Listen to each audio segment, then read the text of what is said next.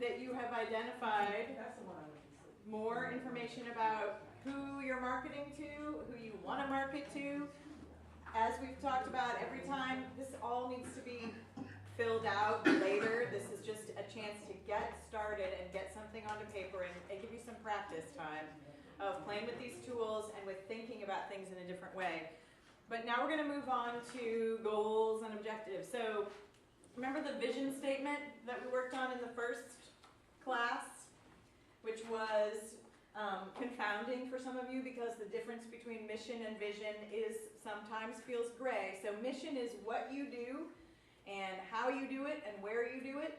And the vision is what you imagine the outcome to be if you achieve your mission. So for Berea College Crafts, it might be that we want to be known nationwide as the #1 place to get information and about the craft industry and design and arts entrepreneurship. I mean, some big grand vision is where we're trying to go. If we want to be known as #1, and the mission is what?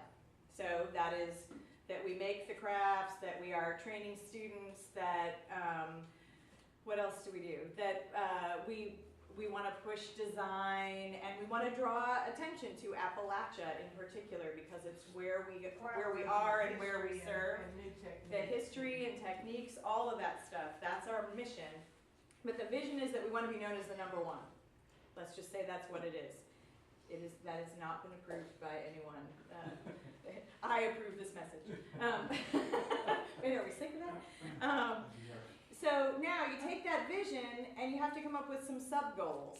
Like, what does that look like? So what does this #1 thing mean? Does that mean that we expand our retail sales to, that they increase by 10% every year for 10 years? That could be a goal, that we're going to expand our retail revenues. The objectives would be how we make that goal achievable. So you're starting to build down into a plan. So goals speak to that vision. What are the specific actions or results that over time you're actually trying to achieve to get to your vision? They're broad, they're general, they don't need to be flowery necessarily, but they need to be big picture actions that you're hoping to achieve. So you can see some of these examples. Grow profitability. These are big and vague, but the objectives define the action that you need to take to get to those goals. So if your goal is to grow revenues, introduce 2 new products by 2017 Q3. That would be an objective to get you towards growing your revenues. So goals are where you want to be in the future at some specific date in time that is not just a year. It needs to be 3 to 5 years at least. But the objectives are the steps to take your goal. Now, it's not like a tactical plan. This is not like dig down into what you're going to do next week at all. This is more vague than that. But you're doing it to get specific and clear about where you're trying to go, because part of our problem is that when we don't know where we're trying to go, we don't go anywhere. And so the more specific we can get about how we're going to achieve the vision. This isn't about our mission. We already know what our mission is. We better be doing that every day. That should be a no-brainer, that we're doing what our mission is. If we're not, that's a problem. And something that we need to be considering is, are we doing only things that are about our mission that, of course, are leading us to the vision? But here's where the goals and objectives help you start to build a path to get you to your grand vision. So remember, this is what the vision statement was all about, and you may remember that this is the AIR vision statement, was the emergence of more vibrant and enterprising communities through the generation of greater value for the arts and creativity. So big vision, raise the value of arts and creativity. Our goals, we have specific curriculum goals. Economically empowered creatives achieve professional and artistic success. That's a goal that would lead us to that vision of raising the value of arts and creativity. expanding and engaging creativity with the community thrives and artists are valued as strategic contributors. So again, another goal, creativity is encouraged and fostered in educating our youth. Those were all 3 goals that AIR Board of Directors and volunteers wanted to work on, identified as part of how we would achieve that vision. Now then, we dug into objectives. So on that one about us, empowering us to actually have professional and artistic success, then we started to dig in. What does that mean?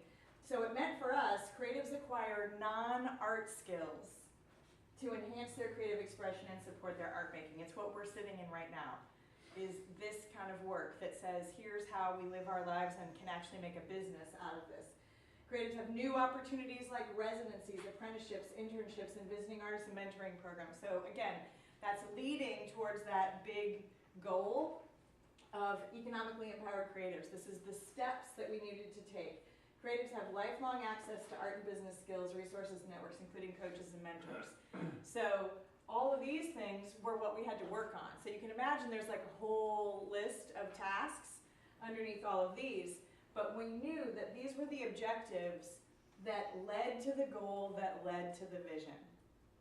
Does that make sense? So you're just sort of working backwards from your biggest vision down to, eventually, not in these objectives, but down to what are you doing to get there?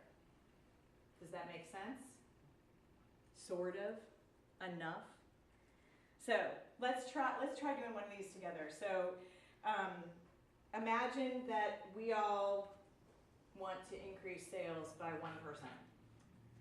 That's not very much. So, but what would be, if that's our goal, is to increase sales by 1%, what could be some objectives that would make sense for that? Research Pantone colorways. Huh? Specific. Research Pantone colorways. Trends.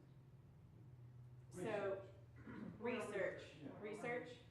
It's not just research, it's just finding out what's like the color of the year. I mean, if you're doing a product and you don't know that and you want to get at least 1% of the people liking that color, you might as well know what the color is. That is the color of the year. Right. It really does work. Tim, what were you going to say? I said new client contacts. New market. Yes. Just new market. New market. Other folks? Advertising, Yes. always important. Other ideas? Other objective ideas? So specific actions that you could take that start to lead your prices up. Could it be redesigning products? Just a new and refreshing. Revise the marketing plan. We always have new and improved. What was we before, old and lousy? So, Sadly, yes, apparently we were. Let's accept who we are and move on. All right, so do you get the idea? It's not, this isn't rocket science, this is pretty basic, but the more that you write down, the easier it will be to do it, because that act of writing things down and creating a plan for yourself makes it more likely that you're gonna follow through and actually think about this and do stuff. So you're gonna take 7 minutes to review your vision statement. So go back to your class 1, look at what your vision statement was, and develop 3 to 5 goals for your venture. And think about, remember back in the Shift workshop, what does success look like? That's what you're really trying to remind yourself of. What would it look like if your vision was achieved? And if you can quantify that, you can turn those into goals. So we'll give you 5 minutes to work on those on yourself by yourselves, and then we'll break into groups so that you can help each other.